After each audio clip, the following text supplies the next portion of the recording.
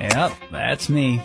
You're probably wondering how I ended up in this situation. So ayun, what's up mga hindi ko pa alam tawag sa channel ko. Pero seryoso na kasi ako accountability ko to na transformation. Kaya ilalagay ko to sa YouTube. So ito, tapos na ako sa workout ko. Gamit ko yung program na pina-generate ko kay Coach Gipit. Coach Gipit, ChatGPT. So, ipapakita ko muna dito yung mga workout ko kanina. So, lower body. Ito siya.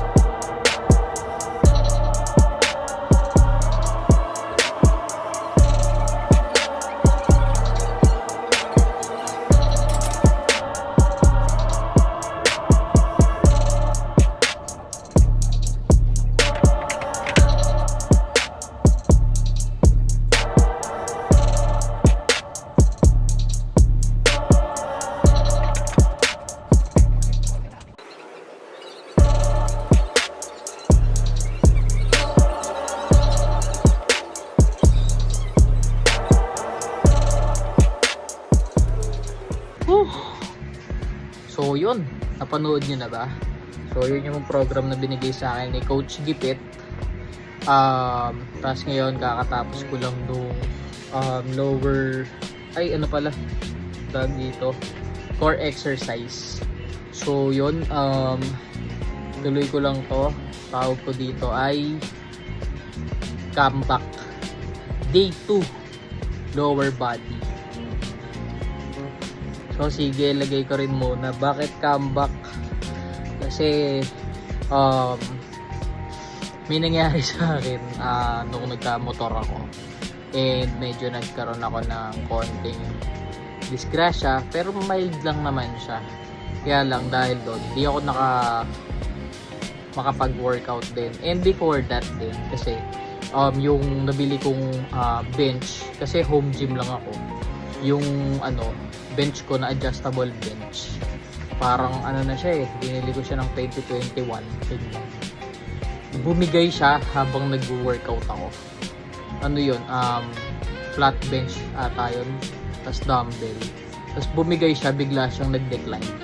So nabagsakan ako ng dumbbell ko dito. So parang medyo natakot na ako, and naging busy na rin sa work after, kaya hindi na ako nakakapagbuhat talaga. So naging priority ko doon is yung work, kaya lumobo rin talaga ako na buong taon yun actually. Maganda yung sinimulan ko 2024, tapos nang simula 2025, boom, lobo ulit. And yun, nakapag-start na rin naman ako 2026 na. And accountability ko to dito sa channel ko, best vessel ever to ngayong taon. So yun lang, thank you so much. Follow nyo naman din ako dito, and syempre subscribe din kayo dyan.